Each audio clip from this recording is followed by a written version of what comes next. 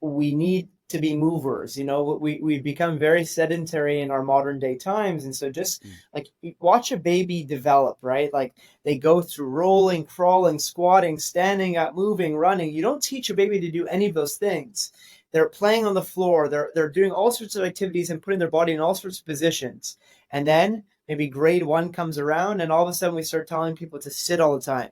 You have to sit or you're not paying attention. You're not like a good student. So we basically pacify people into these very static postures where people sit all day long and they're not utilizing all the shapes that our bodies are meant to express. And as a result, certain areas just start to get very stiff and like that stiffness is like okay to begin with, but then it's just going to keep building and building if you don't start to get your body to explore its full potential like what we do when we're younger.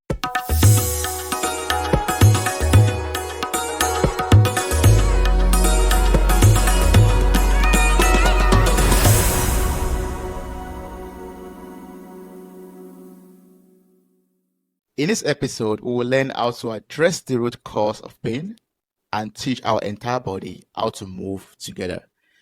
Helping us with this is the founder and the owner of From the Ground Up Physiotherapy. Welcome to the show, Greg. How are you doing? Thank you so much for having me, Toby. I appreciate it. I'm Thank doing you so great.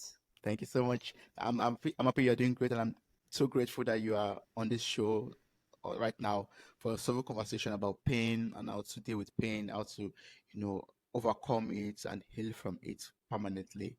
So while preparing for this conversation, I was reading about you, and I've got to know that you are not just, in this physiotherapy business because you went to school to learn it, but you yourself had that experience at the age of 19 when you sustained an ankle injury that forever changed your life. So I'm very, very eager and curious to learn about this experience of yours and how it's changed your life. Yeah, absolutely. I can happy to share. So I'm now 30 years old. So this ankle injury already happened 11 years ago. But basically, up into that point of this ankle injury, I was always getting injured in all sorts of different ways. I was a very wild child, broken bones, stitches. Everyone knew me as like, oh, Greg is in the hospital again. I was like always getting hurt. And when you have a broken bone, generally speaking, the bone breaks and it heals properly, and you get back to doing things you want to do. But unfortunately, this injury ended up being something that lingered around. So I had sprained my ankle, and normally an ankle sprain, the healing process could be 2, 3 months. But for me, this ankle sprain lingered and lingered, and it wasn't getting better after months and months. I ended up starting to do some therapy, some physical therapy, seeking the help from professionals to try and rehab my injury. And despite what they were giving me, I was following exactly their plan. The problem still continued on. So we're going 6 months, a year, 2.5 years in. I eventually ended up seeking out a surgical option because whatever was going on wasn't really helping me. And after surgery, I thought, all my problems would be over eventually. We were looking for the understanding of what was going on because the doctors were confused. I had to get CT scans, MRIs, X-rays, and the problem was a bit confusing to them given like the nature of what was going on. And what they had found was that the tendon was that I had on my ankle wasn't solidly attached to the bone. So every time the tendon would pull on the bone, it was causing like micro movements to take place, and I was experiencing in my pain. So they kind of got rid of the piece of bone that was there. And I thought, I'd wake up after surgery a few weeks later, I'd start to be okay again, or maybe a couple months. But now, after surgery, I now have hip pain and back pain and foot pain. So it's kind of like just adding on. And I'm very much an active person. And at that point in time, I felt very depressed because I couldn't do the things I wanted to do anymore. Mhm. And I thought I hit this very low point where, despite all the things I was trying and desperately seeking out solutions, I didn't know where to turn. And it was really only realizing that I couldn't necessarily rely on anyone else but myself to solve this problem because no one else really cares about your health more than you do. Yeah. And I was now going on a massive search of like who's the smartest people in the world that knows about foot care because when it comes to foot and ankles, people typically think that, like, all right, what you need to do is you need to do these isolated movements at the foot, the ankle, calf stretching, and calf raises, and that's what was given to me. And if that doesn't work, you go into orthopedic shoes and orthotics, and that's the solution to the problem.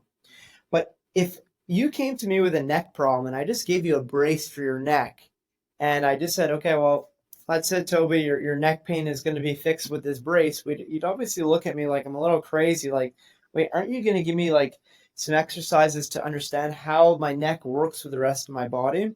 But unfortunately, when it comes to foot care, we kind of think that the foot is this like isolated part of the body, even though it's the foundation of our body. And it was really only until I started realizing how important it sounds so obvious, but like how important our feet are as our foundation and how do we get the foot to work with the rest of the body, did I start to make progress. And, chipping away at it slowly but surely, I ended up getting to the point where now, like all of these years later, I now go hiking barefoot. I could go slacklining, so I could walk between two trees, on a tightrope essentially. But this all came from like a deep understanding that the body's all connected and it's about learning to get stronger and moving better rather than relying on the technologies that we often hear about, that we need like motion control shoes and orthotics and all sorts of bracing, but rather to realize that there's a deep connection between our feet all the way up to our head. Hence, from the ground up is the philosophy that I have in my clinic. Oh, now I understand why your physiotherapy clinic is from the ground up, from the foot upward to the brain. Yes. Oh, brilliant. Why did you say the foot is the foundation or the feet are the foundation of our body? Well, if you just think about a building, like what is the foundation of a building? It's got to be sturdy and strong. Like you literally excavate something deep and then you're connected to the root of the building. And so our root of our buildings are two little small feet that are extremely complex. We've got a foot over here with 26 bones, 33 joints. Like there's hundreds of tendons and ligaments. It's this very complex structure that's meant to support the rest of our body. So it is our foundation because it starts literally at the ground. It's the only piece of us that touches the ground. We're no longer crawling the way we used to from our ancestors. So our foundation must be sturdy, strong, but also mobile and supple because our feet aren't meant to be these rigid structures, but they're supposed to be rigid and also the ability to kind of be bouncy and springy. So our feet play both roles. So it's important that we train them to be comfortable doing both tasks that they're meant to do. Yeah, yeah, makes a lot of sense. And thanks so much for sharing your story. And when you were sharing that, I got to understand the difference between holistic physiotherapy and the normal physiotherapy or the classic physiotherapy. Like you talked about, in the normal physiotherapy, for example, could have maybe motorized shoes or some particular equipment that you could use to address a particular issue or pain. But according to what I've understood from you so far, that's not actually the solution, right?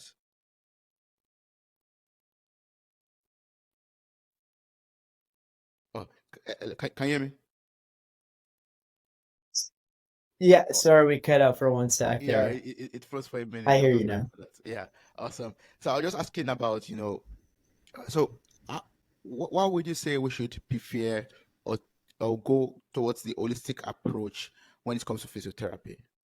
Yeah, I think that most people, when they do think of physical therapy or chiropractor or any sort of professional, the usual idea is that you're going to go and receive treatment, that you're going to lie on a table and the other person is going to fix your problems with their hands Mm. and like focus on the site of pain. Let's say I've got knee pain, I got ankle pain, I got back pain, and we're going to massage that area and all of a sudden the pain's going to go away. And while that sounds nice in theory to like get fixed by someone else, the reality is unfortunately that only leads to temporary pain relief. So someone goes, they get a massage, they feel super relaxed, but 2, 3 days later, like, oh, it keeps coming back. Why does it keep coming back?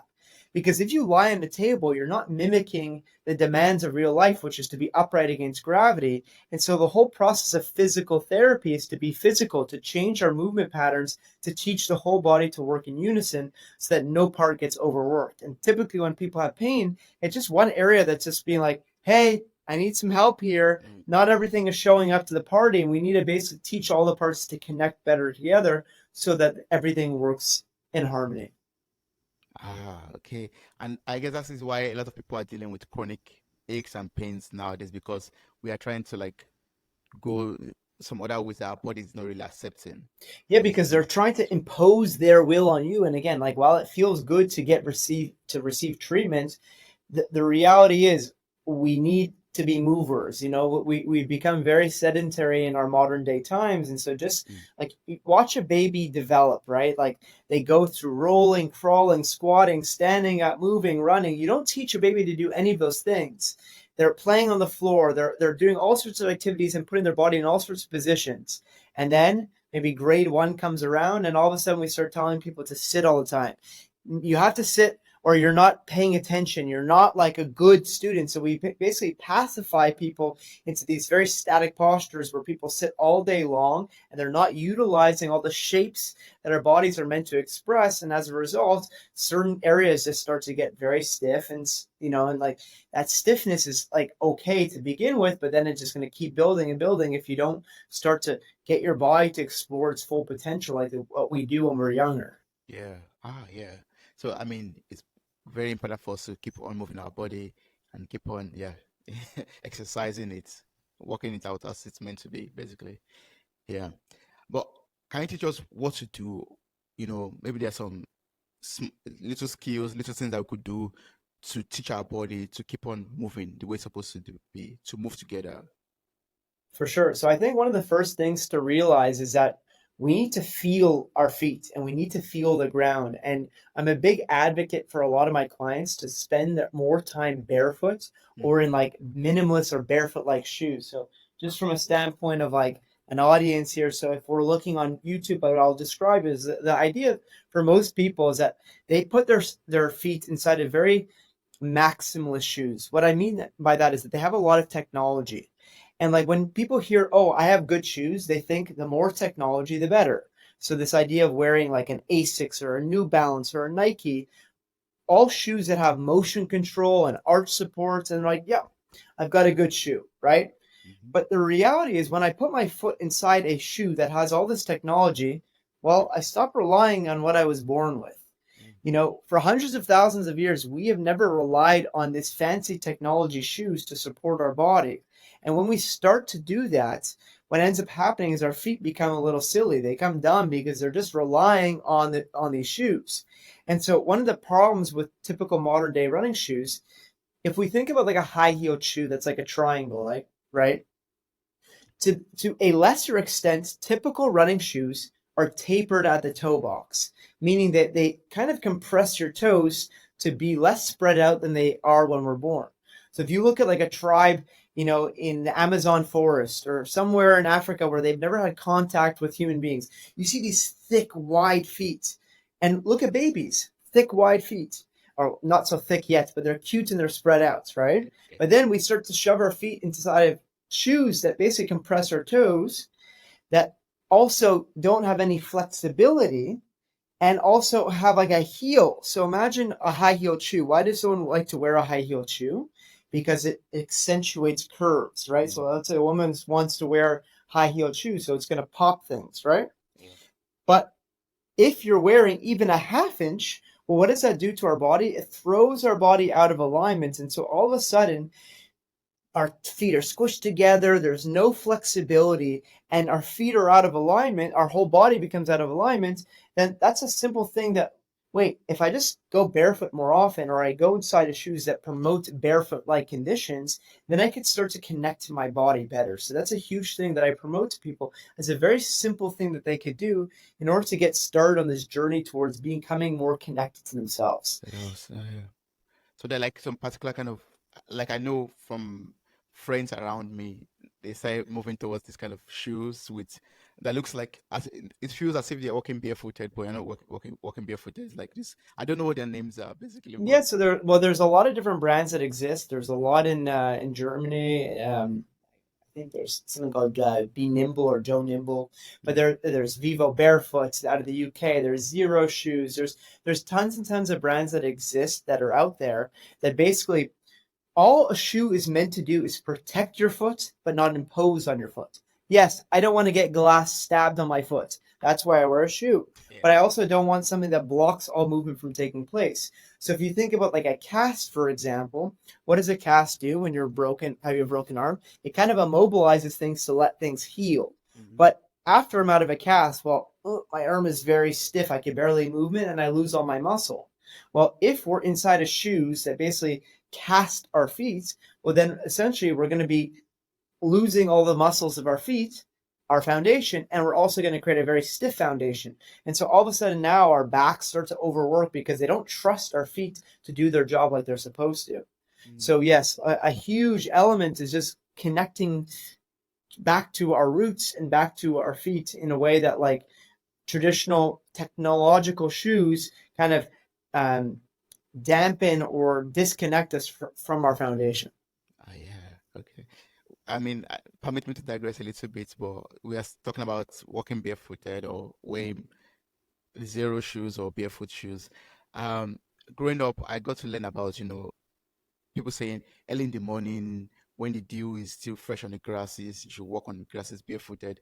Do you have any idea on that or any opinion on that? Yeah, of course. I think it's great. Look, if you're in a park or somewhere where like there's not glass and basically people overthink, oh, there's just glass everywhere in the world. So, Mm, like it's safe to walk in a park barefoot for the most part, right? So 100% connecting your feet to Mother Earth, there's an element one both of just like feeling all the different textures and surfaces. If we look at like our modern day world, everything is flat and even and hardwood floor, concrete and cement, asphalt. That's all we walk on. But if you go to a park, you go to nature, you have rocks, roots, earth, dirt, tree, like we're walking on Mother Earth, and there's this connection that we feel both from a standpoint of all the different textures and stimulation that our nerve endings are seeking.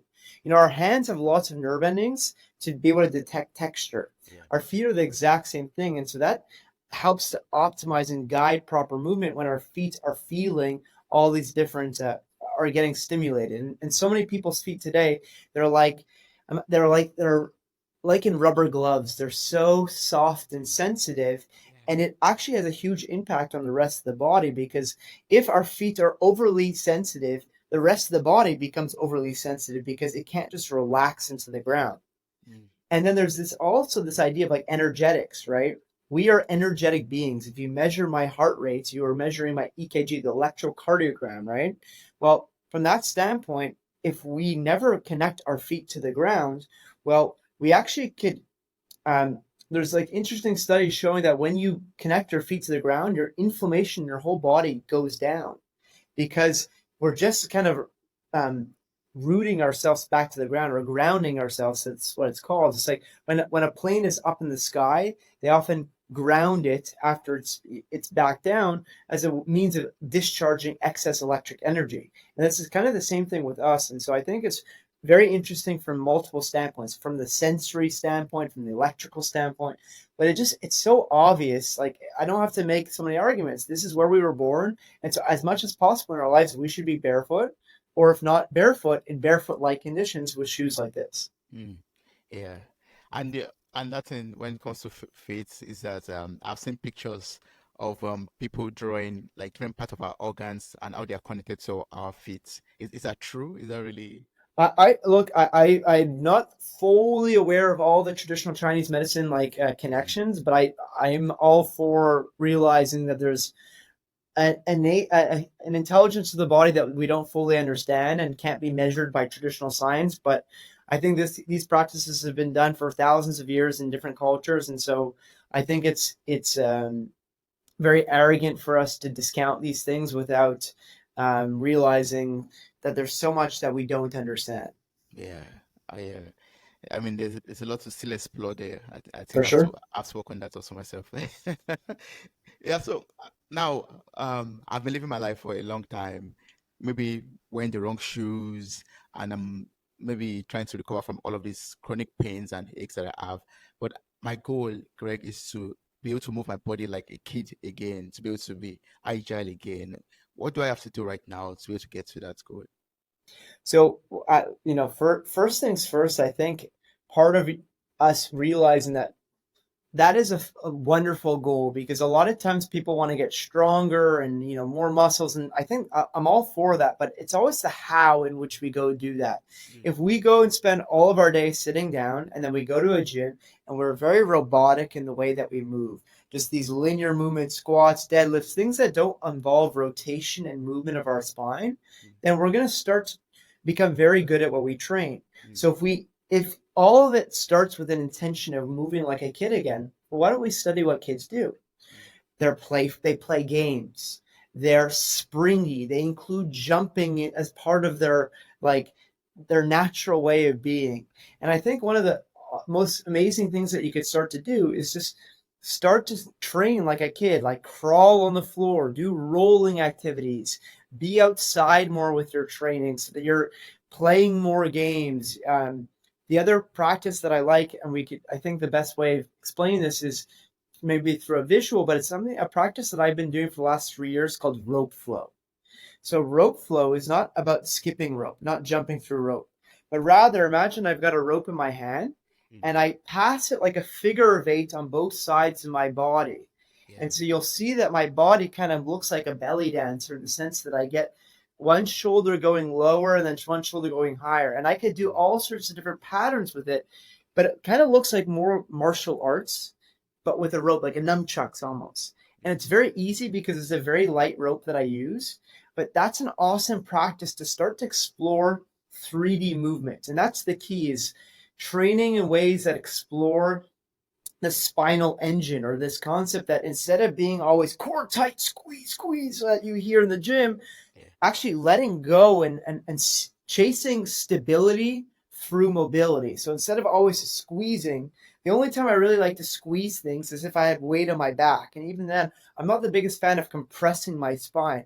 I rather learn to create like a sense of stability by exploring the edges of my comfort zone instead of always trying to be so stiff and rigid, rather like more mobile and free in my movement. So those are some cool places to start with, just like training unconventionally with ropes, with swinging tools. So I'm big into like Indian clubs, if you've ever heard of them, and mace training. Oh, okay. These are all different practices that involve, like, what have human beings always done? We've ran, we've crawled, Mm, we've swung tools, throwing, and so there's a lot of interesting things along the lines of swinging. Because when I swing tools, I start to get my rib cage more involved in the movement, and it connects me from the ground up, from feet to hands, and all the way in between, learning to create these more rhythmical patterns with the body. yeah. I mean, must totally agree with that because of recent, yesterday I went rock climbing Yeah, and I was like, I mean, that was my second time ever. The first time I did it was like maybe 5, 6 years ago. that's And, awesome. and yesterday I was just like, oh, it's people just climbing rocks, it's time wasting, it's no exercise. And I started and I was like, oh, this is really so much Yeah. exercise and so much Again, it's movement. just basically crawling upwards, right? And we're using these, like, what's called a contralateral pattern, or just like opposite leg, Yeah. and these are the movements that are just part of walking and running. And you'll be surprised that I could get someone who's 25 years old crawling on the floor and they lack the coordination to do that, Mm, but they didn't when they were a baby. So it's yeah. like they've unlearned a lot of things, and they just start to move in these very, rigid robotic ways. And so learning to rock climb and do activities that are just very part of what we've always done, Mm, you know, good things start to happen from a standpoint of the core connecting the limbs together. So it's really cool that you yeah. explored that. Yeah, it was a really fun experience, and I think I should do that more instead of just having this traditional workout that one does and all. Yeah, Yeah. nice.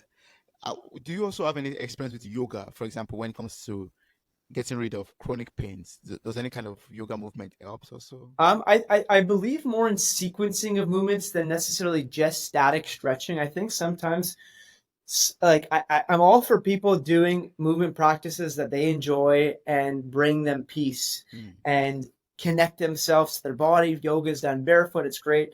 But I think sometimes with yoga, it's too often like training certain qualities that I don't love in terms of just like only static stretching. And that's not necessarily how muscles want to work. Like when we walk, we're kind of on a muscle, we load those muscles, and then we explode off those muscles. So I'm more for connecting from like a strengthening and lengthening through movements than just static holds. I think there's a time and place for these things, but I think if that's the only thing that you're doing, I'm not the biggest promoter of yoga in that sense. Again, like people that could be all for you. Like one thing that happens often with yogis is they become hypermobile and they lack some stiffness. So we often hear the word stiff and we think that's a bad thing. But there's a spectrum between mobile and like the ability to actually create tension. When we want to pick something up, we need to create tension from our foot to our calf to our hamstring to our butt to work together. And oftentimes these yogis, they don't know how to, they lack tension in certain areas. And as a result, they can get hurt or they're not moving. So I sometimes will see yogis in my clinic and, we're actually training a bit more of the tensile component of rehab rather than just chasing more mobility, because mobility for mobility's sake without like the control through that range, in my opinion, is too much of a goal that's focused on like what these like cool looking positions are without necessarily connecting a sense of control through those ranges. Yeah. Ah, okay. Well, so Greg, if I come to your clinic today, what do I expect to get from the ground up physiotherapy? Yeah, absolutely. So first of all, I want to explain to you the process of physiotherapy. If Yeah. this is your first time, I'm going to make sure you understand the goals of today. If you've been suffering from pain for a long time, I want you to make sure you understand that first and foremost goal is to get to know your goal. Like what are we hoping to achieve? And I want to explore the roots of why it's going on. So I take an assessment with someone where I'm going to look at how their body's moving, how they bend, how they extend, how they side bend, how they rotate. Where is their strength coming from? Where do their weaknesses lie? And once I understand a full picture, I want to make sure they understand it in very simple terms to understand like the why in the process of what we're doing. Because if I just start explaining something or telling them what to do without them buying into the process and understanding like here's where you're at, here's where we want to go, the likelihood of someone being compliant with what I'm asking to do is very low. So it's very important that there's a buy-in into the process. And then essentially I'm going to, for the most part in my sessions, I don't use my hands that much in terms of like imposing, manual therapy.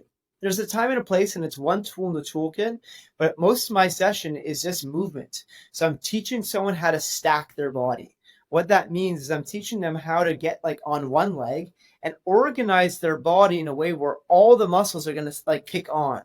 And it's like you could think of a runner, how the runner is going to be like bent knee and then leaning slightly forward, like they're ready to kind of run a race. So I teach people, depending on what I see in their assessment, how to get stacked and then move their bodies in areas that their body has avoided for a long time. Let's say they have back pain, but maybe that back pain is coming from an old ankle injury because they've avoided putting weight into certain areas. So I'm going to go ahead and stack their body in new ways and then start to explore the edges of their comfort zone where their nervous system has kind of avoided based off their previous injuries or their beliefs about how they're supposed to move their body. And by a graded wise process of kind of exposing their body to more load, more speed, more confidence through harder and harder tasks over time, all of a sudden people are stronger than they were even prior to their injury because we're doing new things and new movements and getting everything kind of connected and moving well together. Ah, yeah, that's awesome.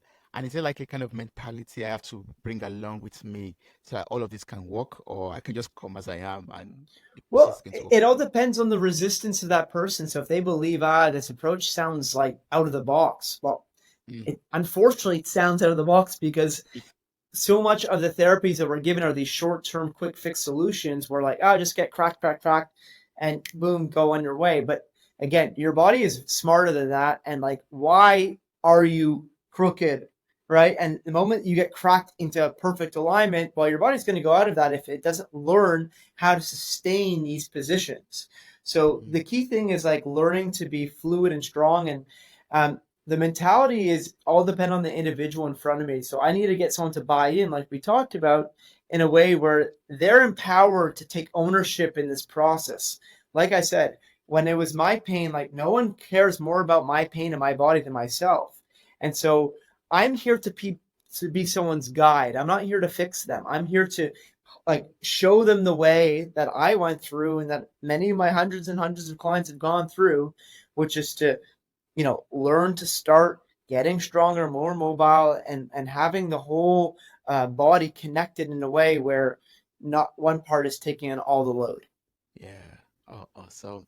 Wow, I really appreciate, speaking with you, Greg, and learning so much about physiotherapy and learning about this, I won't say unconventional, but very holistic way towards, moving your body and making everything work together towards letting go or healing from every kind of chronic pain.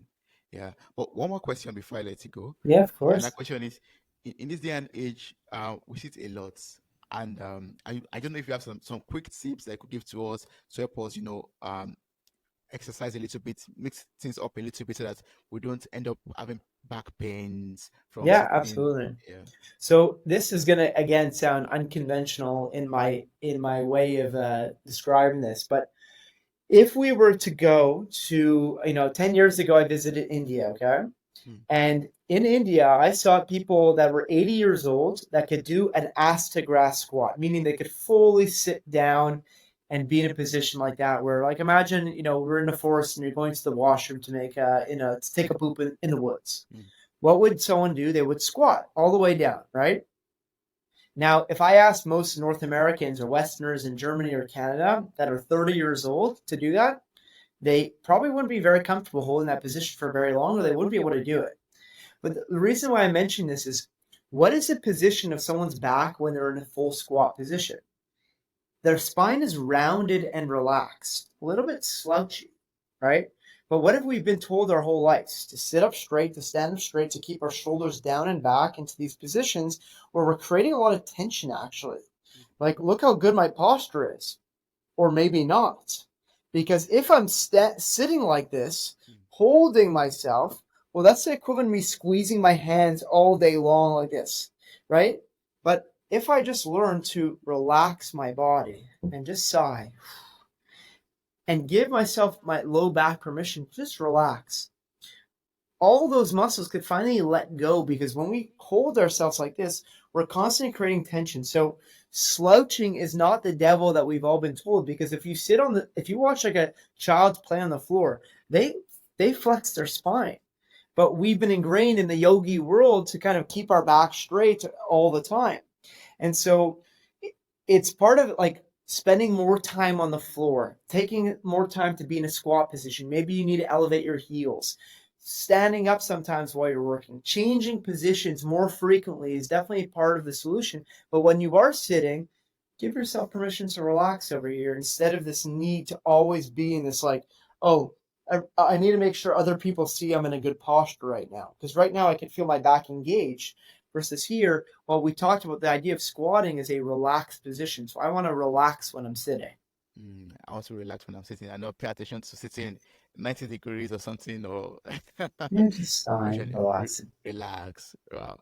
Thanks so much, Greg. What's the best way to connect and work with you for people out there who would like to, Yeah, engage? absolutely. So you could follow me on Instagram or Facebook, YouTube, LinkedIn. I post either long form or short form content on all those channels at Ground Up Physio. So the word ground up, and then physio is PHYSIO.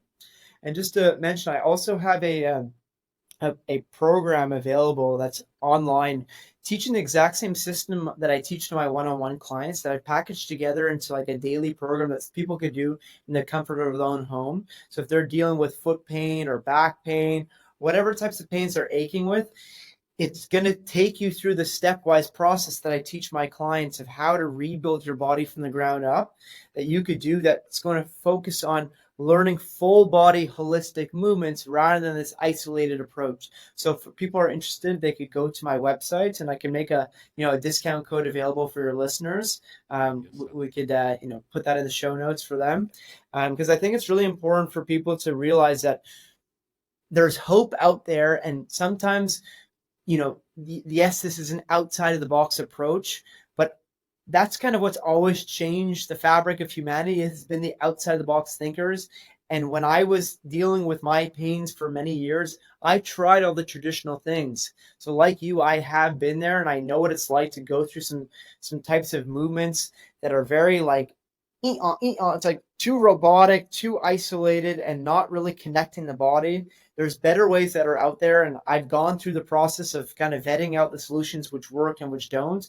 And so I wanted to make this program available to people that I can't just see in my clinic, but make it more available to the public at large. That's wonderful. That's a great mission to have, Greg. Thank you so much for being on this podcast and sharing so much insight about this. I'm sure you've touched the life of hundreds of thousands of people out there right now, and I'm so grateful for that. Thank you so much.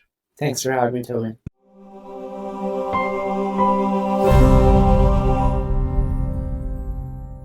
Hey there, podcast enthusiasts. Are you ready to add a little sparkle to your day? If you're loving the insightful conversations and captivating stories on Mirror Talk Podcast, here's a friendly nudge to hit that subscribe button.